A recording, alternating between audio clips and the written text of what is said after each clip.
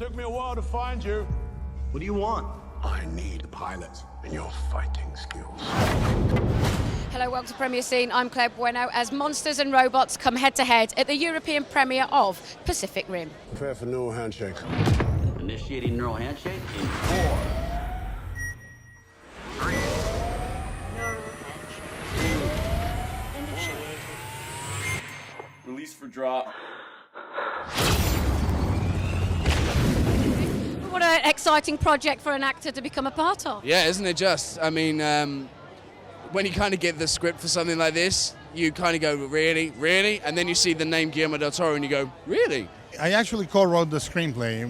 What I read was on a small storyline by Travis Beacham. It was about 8 pages long, and then I came on board to this world that is amazing.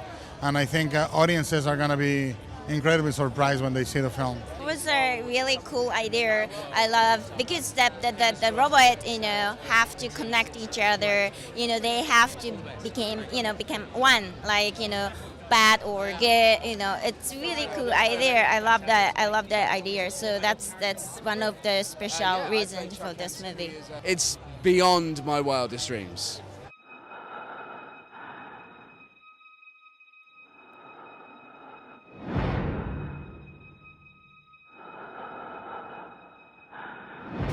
Most of the set was real. It doesn't feel it's green screen. So I felt like this is a real fight, and then I just get over it. I direct everything with equal zeal. I don't hand over anything. I don't hand over effects. I storyboard, direct, modulate, and direct the cinematography and everything on any effect shots you see in the film. So they are as much part of my directing job as the rest of the film. Talking about cinematography, you shot digitally for the first time on a Red Epic. How was that experience for you? It was very good because we were able to saturate the colors and get all the vibrancy that digital offers with the sort of convenience that you don't have to reload and all that. But I do miss film. I hope to go back to film right away. All right, Marco. Get ready. This is for real.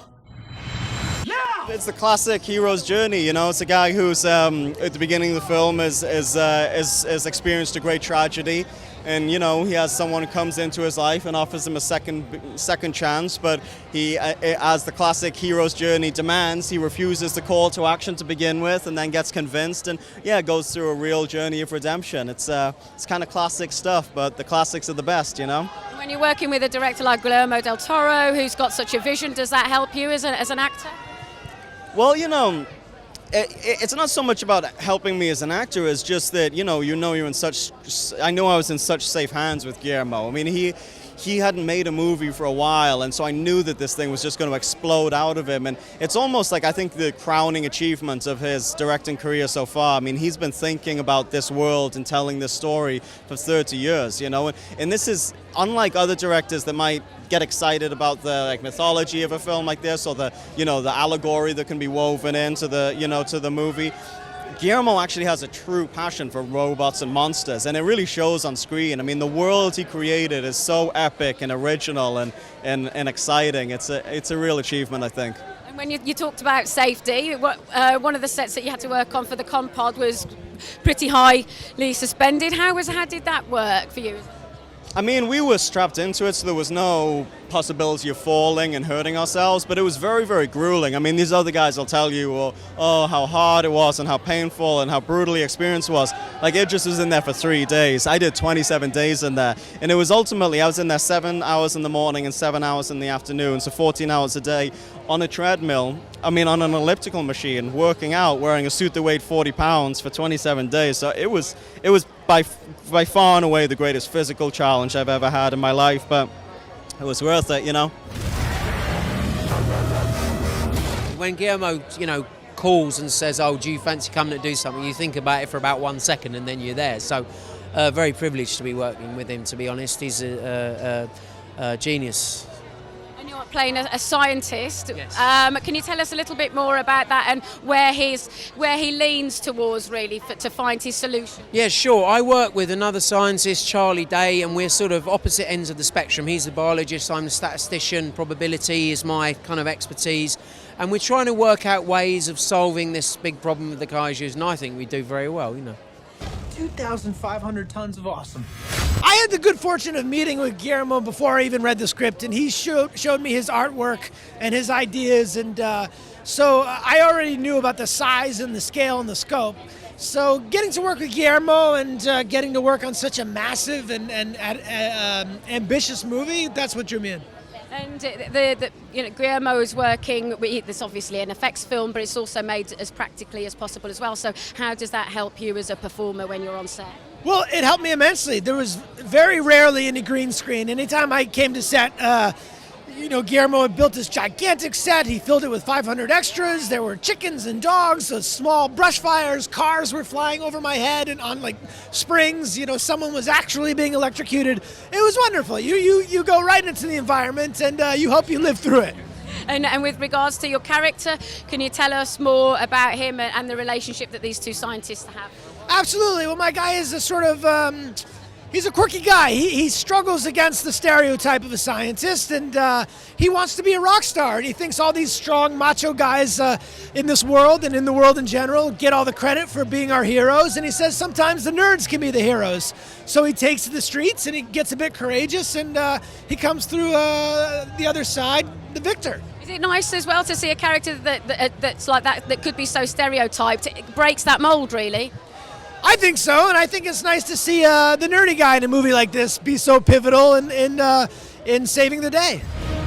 The world is coming to an end.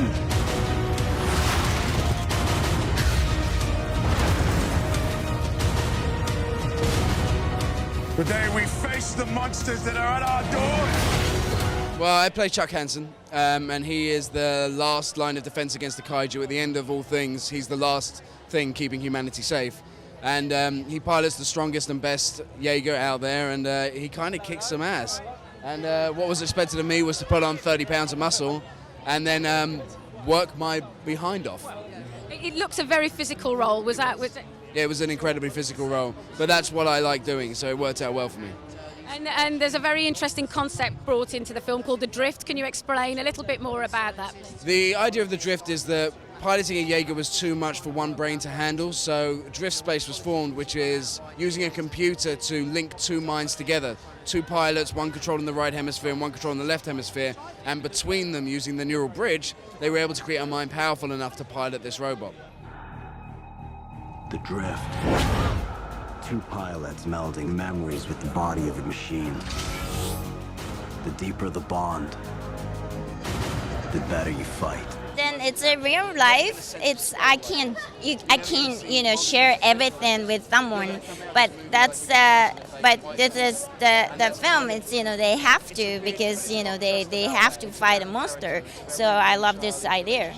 For actors working together in this scenario, you need trust anyway. Do you need even more trust in this instance? Well, I became very, very close with my on-screen father, Max Martini, and we built up a pretty solid relationship pretty quick. You can finish this!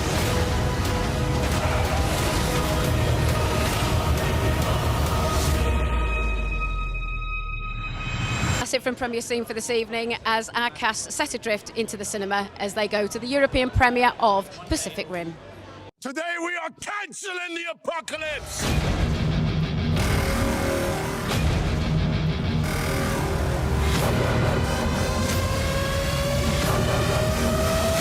Come on! Let's do this! Pacific Rim.